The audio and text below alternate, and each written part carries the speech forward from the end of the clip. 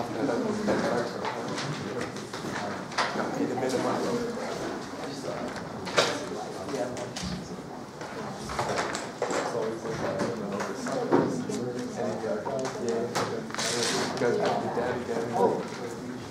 I want to switch that, I didn't know if you're covering section there. I have this chair here, and I didn't know if you were covering that, because I thought yesterday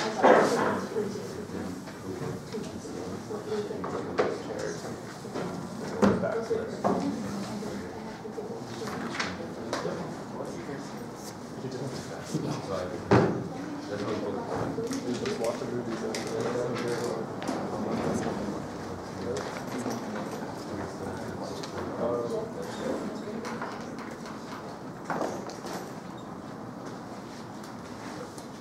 You notice, like in the orchestra, when the conductor comes in and does that every week.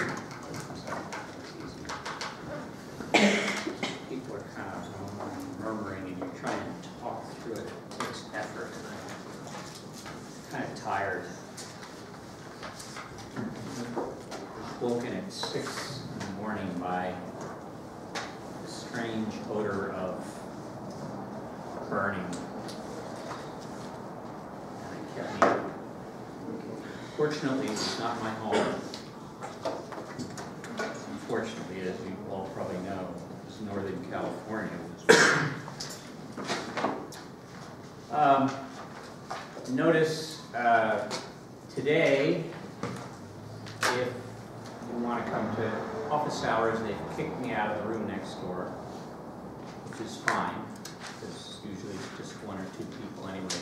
I'll be in my office in Harney. And just in general, if you ever go to my office hours next door and I'm not there, please, I probably went to Harney because nobody came. But I keep my office hours, so I'll be in my office. If you have any trouble finding it, just go to the math office and ask Christine or someone else there. All right, today we're going to talk about rational functions.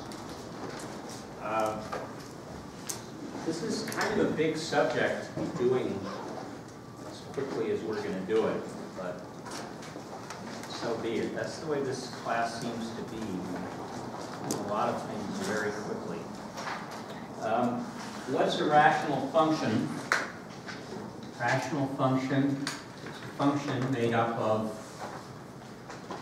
2 polynomials, p of x in the numerator and q of x in the denominator.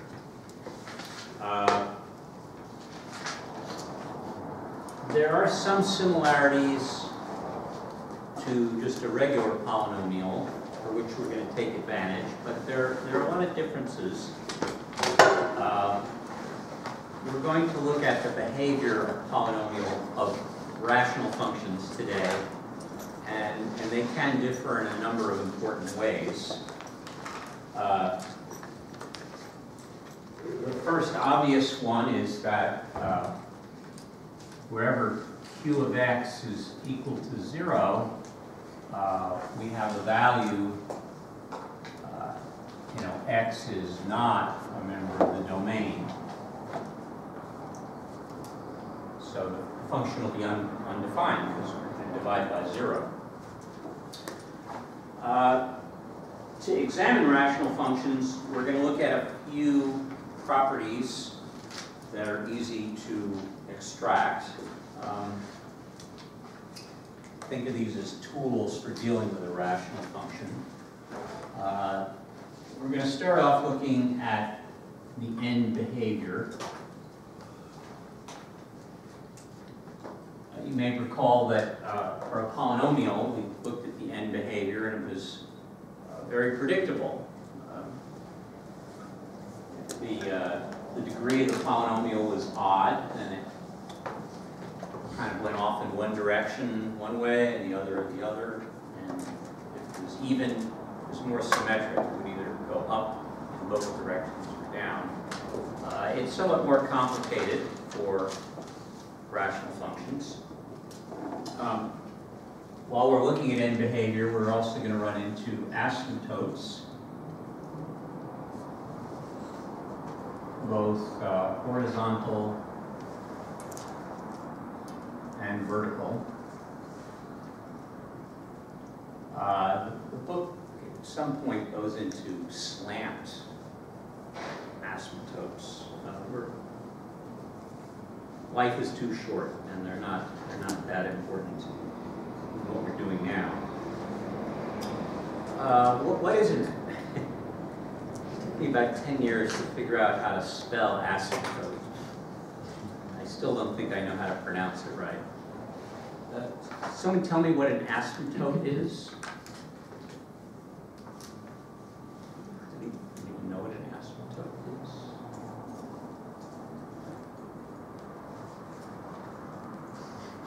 So you can't, like, there's no like a line that the graph barely touches, or like never really. It's a line that you get close to. Is that what you said? Yeah, but you know. You get close to it if you don't touch it. Okay, that's good. All right. We're going to look at a few, so we'll see what they look like. It's fine. That's really good.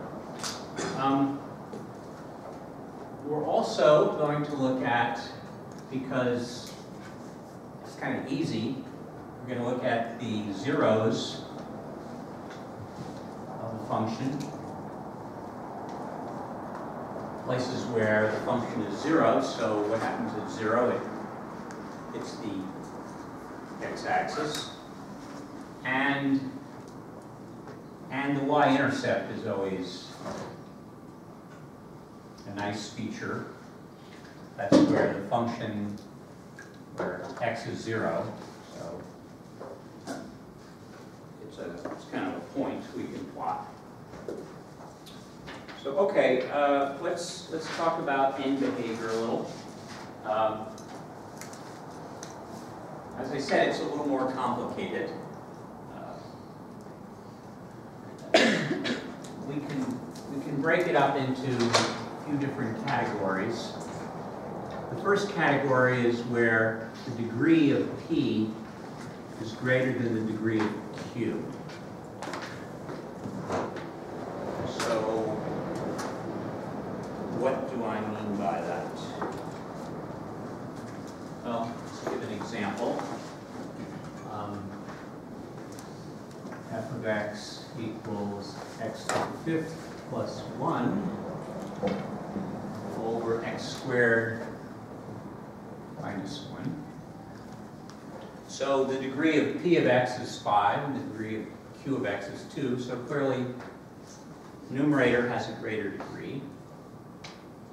And we want to think about what happens when x gets very large, when x approaches infinity, and also when x gets very negatively large, when it approaches negative infinity.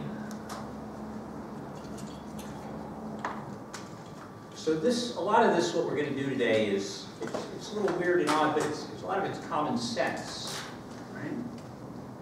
So if we look at this polynomial and we let x get very, very large, the 1 gets kind of overpowered. You know, the x to the 5th dominates. And in fact, if you had other terms, x to the 4th and x to the 3rd, eventually x to the 5th will dominate for p of x, and x squared will dominate for q of x. The difference between x to the 5th plus 1 and x to the 5th just gets smaller and smaller and smaller. So what we want to look at is what is x to the 5th over x squared? Well, it's x cubed.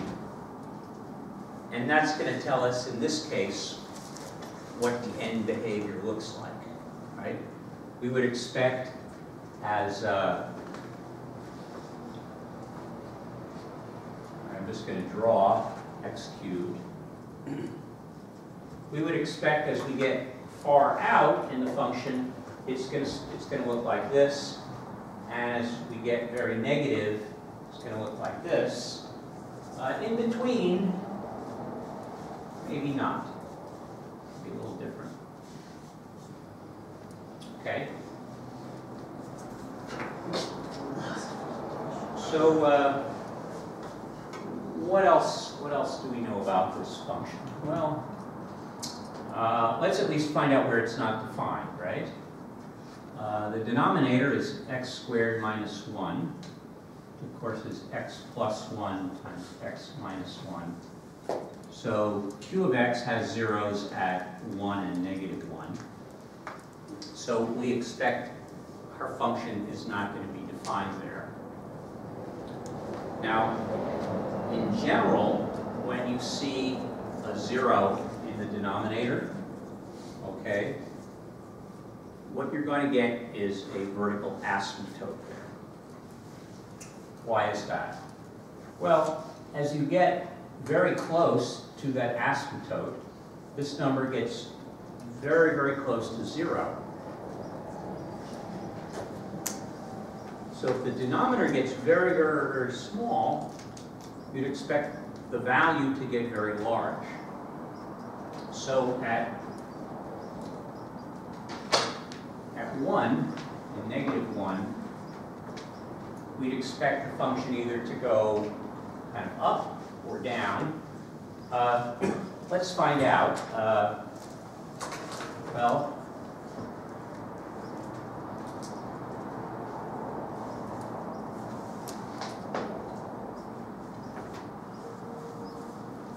yeah, this happened earlier.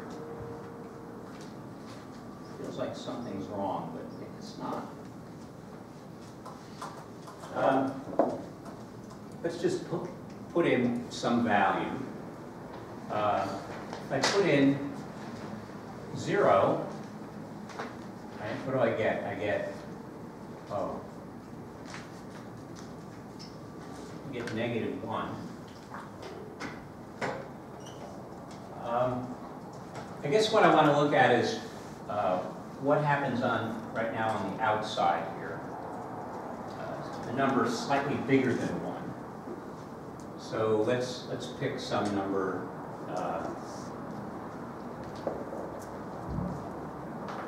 Slightly bigger than 1. So if I look at, say,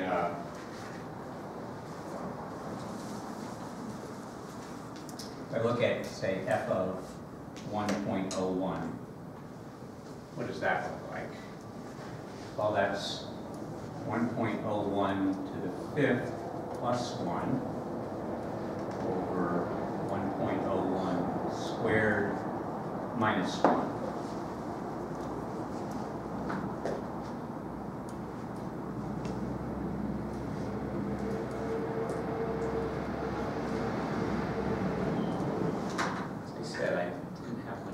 Last night, so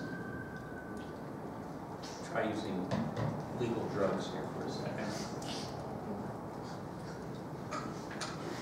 I don't want to confuse myself too much because that'll make math look hard. It's not really. This is going to be a little bigger than 1, so this is going to be about 2. And this is also going to be a little bigger than 1, minus 1. But this is going to be a small number, so this is going to be a big number. So I would expect that over here,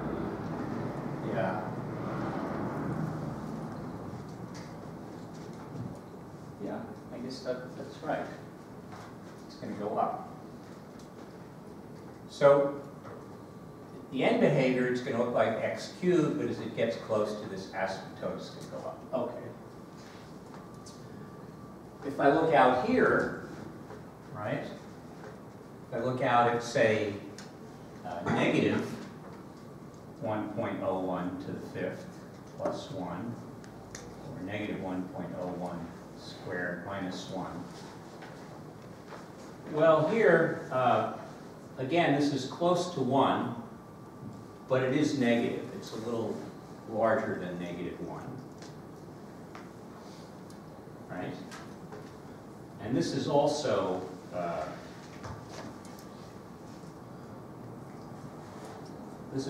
squared. It's a little larger than 1 minus 1, so it's positive. So what's it going to do? Oh, it's going to get negative. Right.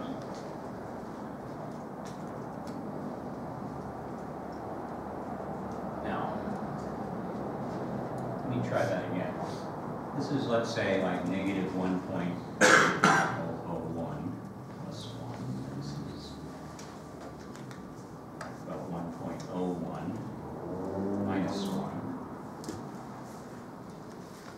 So this is like negative 0.00001, and this is 0.01. So it's going to be negative.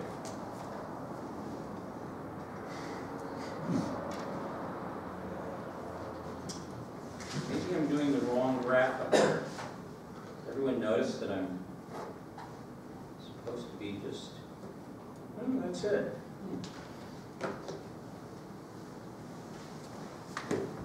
Well, you can't always have class go smoothly. We do know that at 0 it's negative 1, so there's a pretty good chance that this is what's happening, even though it's not on the graph. Kind of painted myself into a corner, so let's see if I can paint myself out for a second. Let's look at where are the zeros of the function, right? That would be, where is x to the 5th plus 1 equal to 0?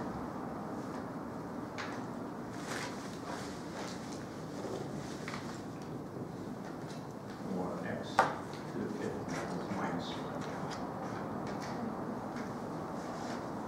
That's easy. Yes? 1. So 1 to the 5th is negative 1?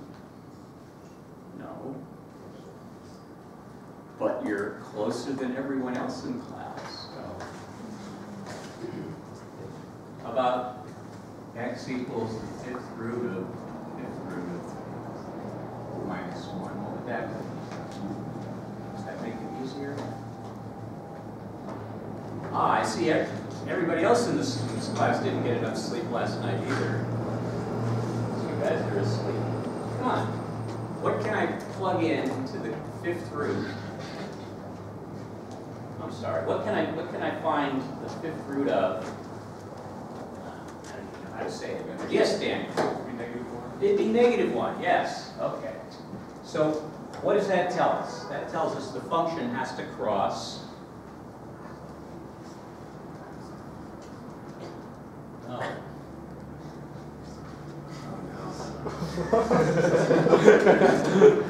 That's later in the lesson.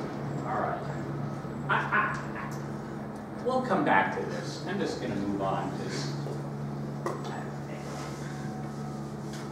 This all went fine in first class. I don't know. Nobody noticed that it wasn't going fine.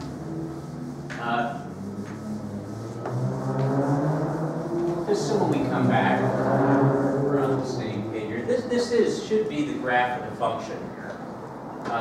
This is x cubed. So sure enough, as we go off in this direction, our function, our end behavior is right. And it comes down here. But this graph doesn't really show what's going on down here either. That's fine. We're going to get to that. We're going to get to that in a minute. All right. Now we're going to go into something even harder. Maybe I'll get that right. So the next question is, what happens if the end behavior is such that the degree of p is the same as 2? So here we're going to look at a function f of x equals 2x squared minus 4, or plus 4 over x squared minus 4. All right. Well, it's the same idea. As x gets very large or small, these other terms get dominated. So this is going to go to 2x squared over x squared, which is 2. It's just the function is going to go to 2. Well,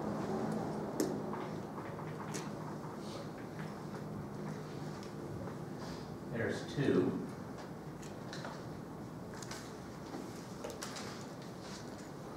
where does it come at 2 from?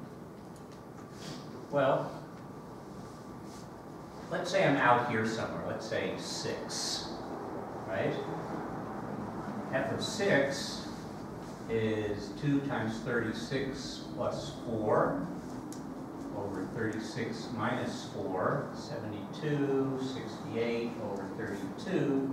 It's about 2. But it's greater than 2. See that?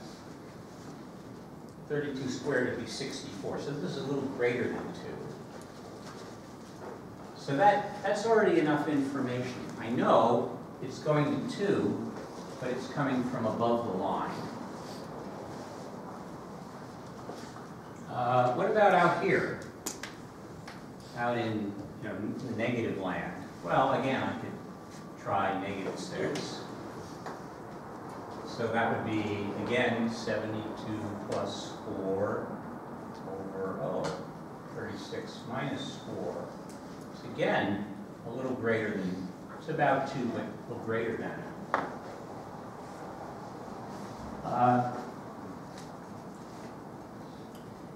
This might alert you to one other feature I didn't put on my list yet, which is symmetry.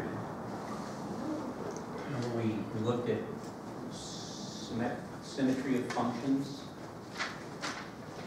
What am I thinking here? My f of minus x is equal to 2 over minus x squared plus 4 over minus x squared minus 4. But that's just 2x squared plus 4 over x squared minus 4, which is equal to f of x. What do I call a function where f of minus x is equal to f of x? Not an inverse, no. Anyone? Just a few days ago. This is important. You need to know what an even function is. This is an even function. It's the definition of an even function. What's the definition of an odd function? F of minus x equals what?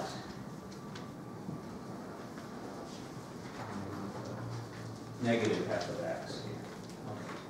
All right, so here's the important point. What kind of symmetry do we find for an even function? Yes? Is it origin symmetry? That's the other one. That's the odd function. So it's not the origin, it's the y-axis, right? So that tells me everything I see over here, I'm going to see over here too. Okay, let's try asymptote. Oh, by the way, this is a horizontal asymptote, and when you have this kind of behavior where the degrees are equal and they go to some constant, in this case 2, they might come from different directions, but you're going to have an horizontal asymptote here. Okay. Let's look at the zeros of q of x. X squared minus 4 is x plus 2 times x minus 2. So at x equals 2 and x equals minus 2, well, the function isn't defined there. But as it gets close, this is going to get very, very small, either negatively or positively. So as we get very close here, from this direction, as we're greater than 2, right? That's always positive. And we know this is always positive, right? Because it's always squared. So as it gets close to this asymptote, it's going to go up. We already know by symmetry it's going to go up. So now we have to know what happens between these 2 points. What happens as we move this way or this way? Well, if we're a little below 2, what happens? a little below 2. Well, this is positive, that doesn't matter. But this will be negative. So again, it's going to get very small, but it's going to be negative. The numerator is still going to be positive. So we're going to approach the asymptote from going down. And then we want to fill this in. So what do we want to know here? We want to know where we cross the y-axis. Okay. Well, that's our y-intercept, right? So what's the y-intercept here?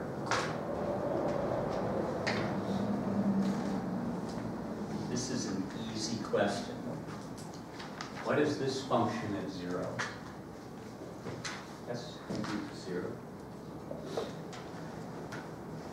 No. I'm going to call on you. Relax. I'm going to call on her. Sometimes a guess is the right thing to do. No, you can't. Yes, here.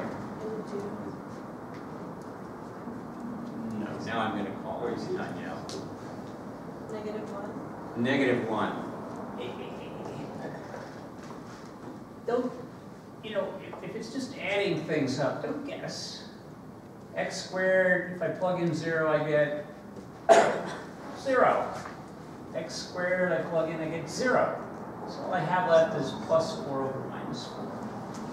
Now, I don't care if you guess in class, that's fine. Don't guess on the exam. Plug it in. It's -1. All right. That kind of fills in the gap. Ah, this is much more satisfying than that first problem. Let's take a look and see what my graphing program came up. It looks the same. All right, so again, going over these features, end behavior in both directions is it goes to 2 asymptotically. As we move into the zeros at 2 and -2, we see, again, it's asymptotic behavior, but from the right and from the left, from the far right and left, it goes up. But inside here, it goes down. It has a y-intercept of -1, which we see. There's only one thing left on my list to check, just to be complete. Where is p of x equal to 0? Where's that equal to 0?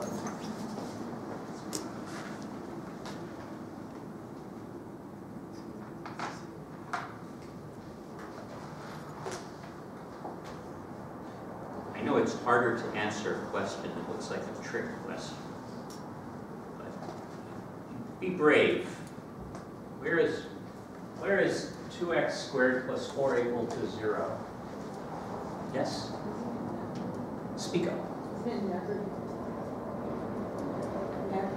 Never, thank you. That's what I thought you said a second. Never, no, this is, in the complex plane, yes, but we're not there yet. Yeah, nowhere. And where do you see this graph cross the x-axis? Nowhere, right? So that's good, right? All right. All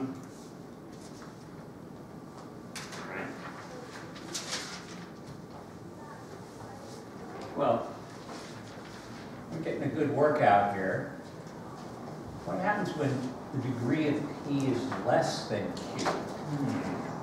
Because, that's all of it, right? Less than, greater than, equal.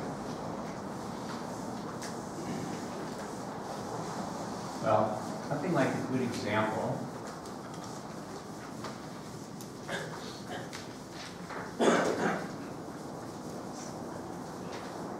So let's try 2x plus 4 or x cubed minus 8. That's That's my function. Okay, so again, let's think of end behavior. What happens when the leading term dominates? Well, we have 2x. This is going to 2x over x cubed. I'm not saying that, but everyone gets what I'm doing. I'm just removing all these other terms because they're not dominating far from 0, right? So that's what, 2 over x squared. So what's happening? If x gets very large, what happens? What is 2 over x squared doing? As x goes to infinity, 2 over x squared goes to what? What happens to it? I know it's hot, you know, and thinking generates heat, but come on. It gets smaller. How small does it get? Does it get negative? No, it doesn't get negative because it's squared. How small can it get? Yeah, it's just 0. It's going to 0. It doesn't get there though, does it? It never gets there. What does that sound like? It gets closer, but it doesn't touch. It sounds like an asymptote. In fact, the asymptote is 0. Right? Okay, so if we're out here, we want to know where does it approach from, right? So let's pick some big number. How about 10? Right, so 2x plus 4, 24, over 1,000 minus 8, 992. Oh, that's a positive number. So it's coming from above. As x goes to minus infinity, what happens to 2x squared?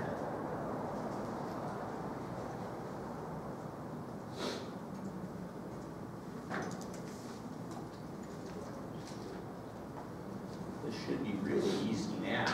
What happens is x goes to negative infinity. We plug in a big negative number here. What do we get?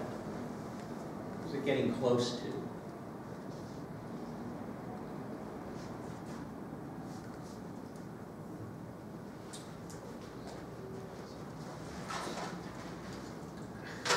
Dental tools.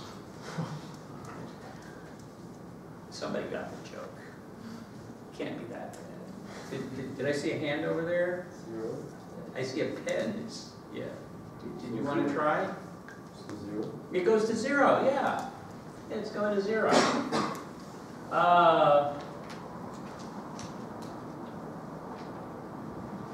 Where is it going to 0 from, though? Is it coming down, or is it going up? Well, let's try that same trick. Let's plug in a big number. Actually, yeah. Okay, let's plug in minus 10. So minus 20 plus 4 over minus 1,000 minus 8. So that's minus 16 over minus 992, but that's positive. Oh, it's interesting. It's coming from the positive direction here also. Okay. All right, let's keep going. That's its end behavior. Again, the degree of p of x less than the degree of q of x seems like it's going to go to 0. I can't seem to avoid that. What about zeros? Where is this function 0?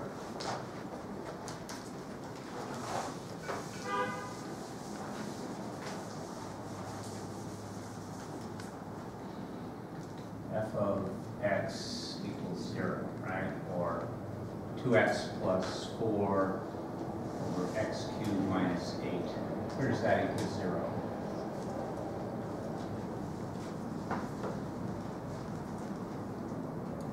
Well, how are we going to find that? Negative 2. Right. In other words, if we just look at p of x, we find x equals minus 2. So that's where it's going to cross the x-axis, or it's going to touch the x-axis. So let's put that here. Okay. I mean, you know, that's fine. Now we don't know what happens here. Maybe it goes like that. Maybe it goes like that. We don't know yet. We'll leave that unstated. Okay. And then we might want to look at where q of x is 0 also, because that's going to tell me where I'm going to have what? I'm going to have a vertical asymptote. Okay, so where is x cubed minus 8 equals 0? 2. Okay, x equals 2. Is that the only place? Sure. Okay, you seem really sure, John. It is third degree, right? So there's going to be 3 roots, right? But you're still sure. Don't let me talk you out of something good. I'm so sure. Yeah, I think you're right, but I feel compelled to investigate further.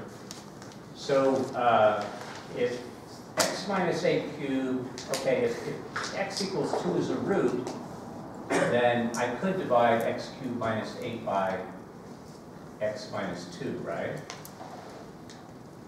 Do that using synthetic division. So here's my 2, here's my 1, there's my 1, 2, 2, 4, oh, it's minus 8, sorry. 8, 8, 0. Okay, good. So if I divide this, I get x squared plus 2x plus 4. Plus 4, okay.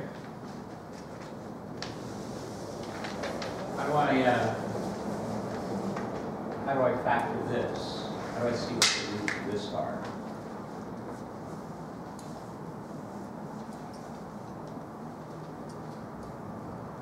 I mean, you could try reverse FOIL. So this is either 2, 2. Well, these have to be plus, right? These are both pluses. These have to be plus. So 2, 2 would be 4x. No, that's not right.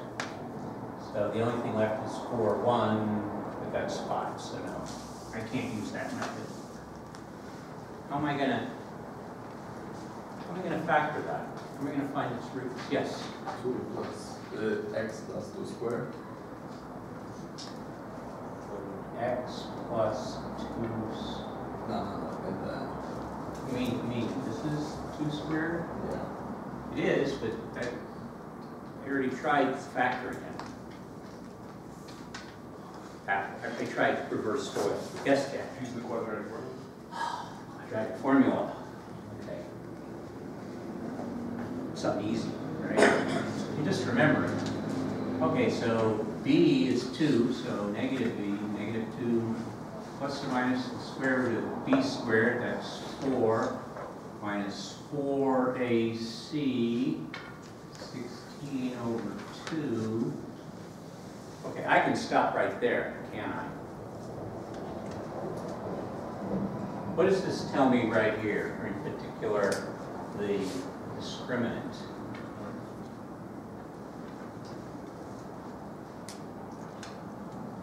Complex number. We get a complex number. It's going to be a complex number, right? So you were right all along. There's only one root 2. All right, good. So that tells me I want to look for an asymptote at a vertical asymptote at 2. Well, I look at this and I think of that awful TV show, the one where they spin the wheel, and you look at the letters and you say, oh, some of the letters, how do I fill in? Isn't it kind of obvious how this is going to fill in? This is going to go up here. And this is going to come down. Well, I'm not sure. I should check. How can I check? Well, one thing is this is going to have to cross the y-axis somewhere. Let's find out where. That's really easy. The y-intercept is just f of 0, right? So that's just 4 over minus 8 or minus 1/2. Okay, so my diagram's a little off. It should cross here.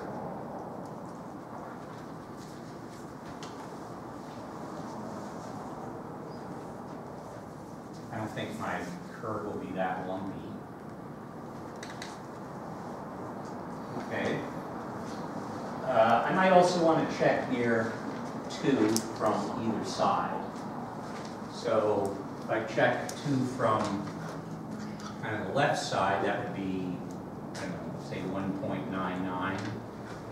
So that's 2 times 1.99. Perfectly acceptable to use a calculator here, but I won't need one because I'm just going to think. All right.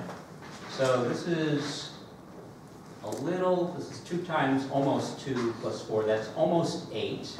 So let's just say 7.99 for whatever. 1.99 cubed, that's kind of like almost 8. It's a little less than 8. Minus 8, so this is like negative point, I don't know, 0.001. So this is a negative number, which is very large negatively. And that's what's on this side of the asymptote. So yes, it is going down. We sort of know this has to go up because there are no zeros here, right? If it's going to go down, we have to cross the axis, and there are no more zeros. But let's try this trick. Let's just put in a number a little bigger than 2 to see what happens on this side. So let's say 2.01. So that's going to be 4.04 plus 4, 8.04. And then 2.01 cubed minus 8, well, that's just a little bigger than 8. So we're going to have, again, a small number, but it's a positive number. So, again, this is blowing up here. So that's what happens over here. Okay. That's interesting. You know, it kind of jumps through the axis here, and then it asymptotically closer and closer. Let's see what the graphing program says. Yeah. You know what I really find interesting about this? If you look at that curve over here, I didn't do this by hand. This is some kind of graphing program. It looks kind of clunky here. I mean, some of that's digitization, but function is kind of a little odd. It doesn't seem very smooth. But there it is. Okay. All right. There's another trick or gotcha that we have to be careful about here. I mean, we've used all these tools, right? The y-intercept, we look at symmetry, other kinds of symmetry that might come in handy. Here you mentioned the origin, the zeros of the function where it's going to go through. Okay, I'm going to put an asterisk here because we're going to look a little closer at that. And then there are these asymptotes, horizontal and vertical. You you might end up with. All right. So,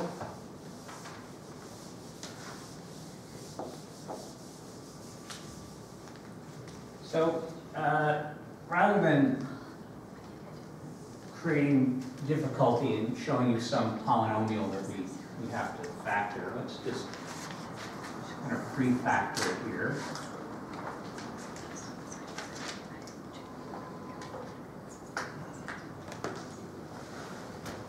And that's my p of x, and in the denominator I have x plus 3 times x minus 4. Okay. First, let's think about end behavior here. So this is going to be x to the fourth. This is going to be x squared. So it's going to behave like x squared. Think.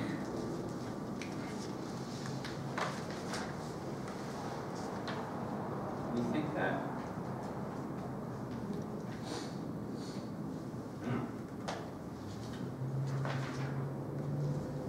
Gotchas are just keep coming at me.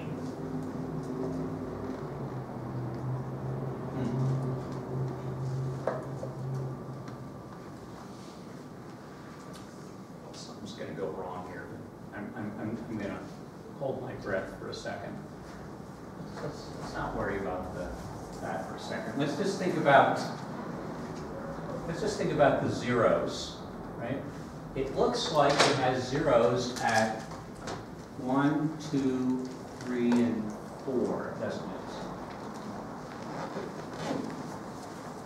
So if I graph this, I might expect at 1, 2, 3,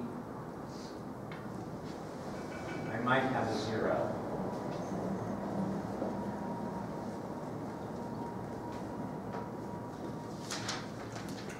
Well,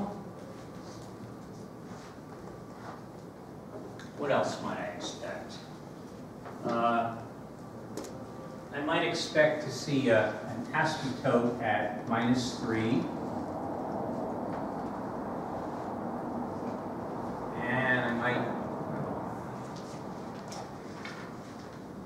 expect to see one at 4. Well, that's a little confusing because I've got x minus 4 here and I have x minus 4 there, don't I? All right, let's think this out here. What is x minus 4 over x minus 4 usually? Yeah, most of the time it's 1. But the rest of the time, when x is 4, it's undefined. So really, we don't have to pay attention to that, do we? You just have to know there's a hole at the function at that place. So we're not going to get this. We're not going to get an asymptote. Or we're not going to get a 0 at 4. Let's just bring this up. Take a look what how it actually turns out.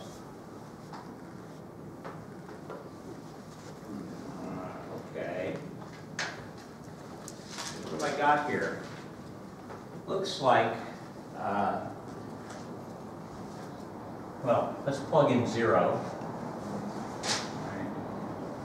So, -1 times -2 times -3 times -4 over 3 times -4. That goes away. -6 over 3, -2. So it's going to go through, that's my y-intercept, it's going to go through the axis here. And sure enough, you see that. But as far as 4 goes, there's just a hole in the graph. Right? It doesn't affect it at all.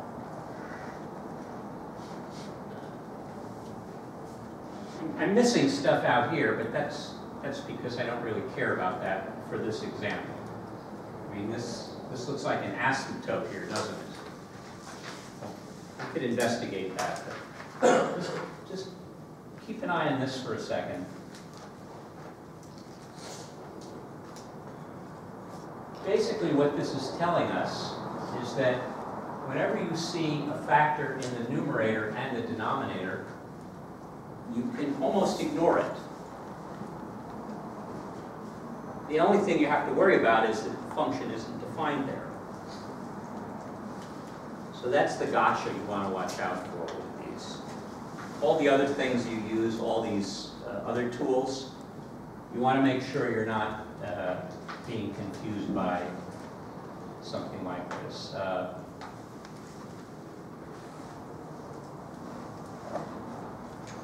We have a name for this in calculus. It's a discontinuity, but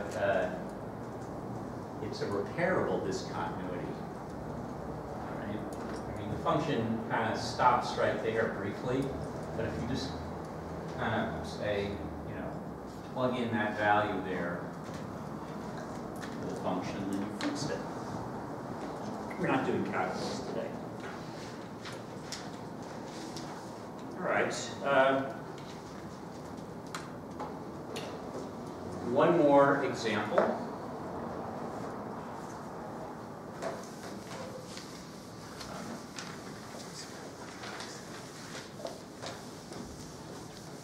Similar kind of example, but a simpler one. Let's look at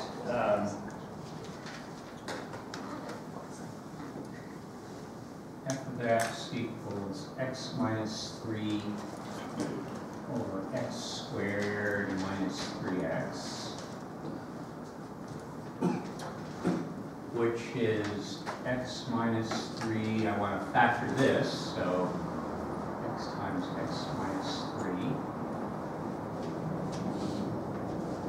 So I have a common factor, and as I just learned, I can ignore that, except at 3.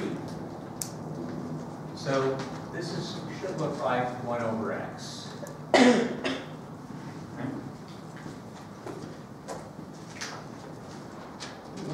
What does 1 over x look like? Anyone familiar with this? Yeah, it does. It kind of looks like something like that. Yeah. Well, let's just try our rules here. It's p is less than q. What do we find when the degree of p, the top is less than the degree of bottom? What did it do?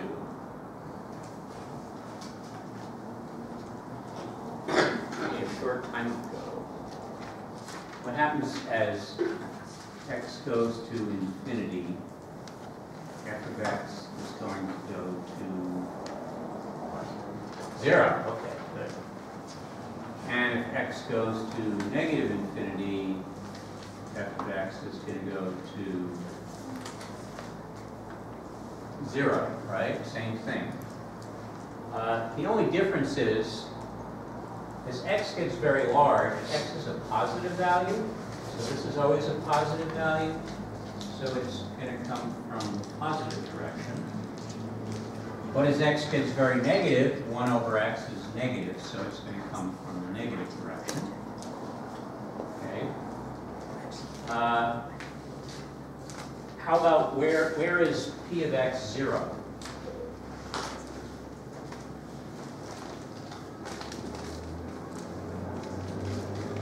I'm sorry, where is q of x 0? Where is q of x 0? Where is x equal to 0? I guess I'm asking these questions that are too simple. They're like trick questions. X equals 0 at... Well, I was going to say, isn't that defined? Because then 0 is the denominator. 1 over x is undefined there, yes. That's what I'm looking for. Because that's where my horizontal asymptote will be, right? It's at 0. That's where my, I'm sorry, vertical aspect.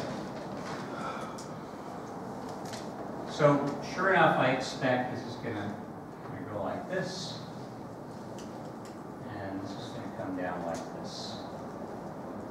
It's never, p of x is never 0, so that it's not gonna cross the x-axis anywhere. Okay, does anyone know what this is called, this graph? Usually you don't see these on their side like that. Usually they kind of look like this. Except they didn't draw it very well. And they have like an asymptote this way. Anyone know what this curve is? I'm trying to draw. It's called a hyperbola. Has anyone heard of a hyperbola? Yeah. So this is actually a hyperbola, but the axis is, y equals x. That's what 1 over x is. Oh, okay, but there's one more thing I have to do with this graph. You have to find the point 3, is 1/3, and there's a hole there, right? Because of x minus 3.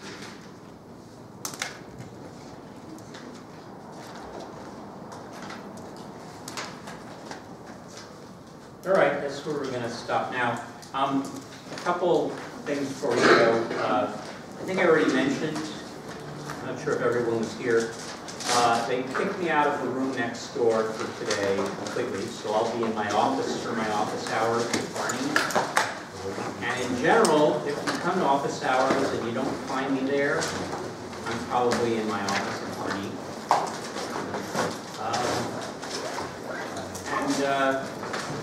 You know, I wanted to say this stuff, we're doing it way too fast. It's not my choice for the pace. You really, you need to practice this. You need to be a little creative, and you need to try it out, get the hang of it. I will put up the homework assignment later today or tonight.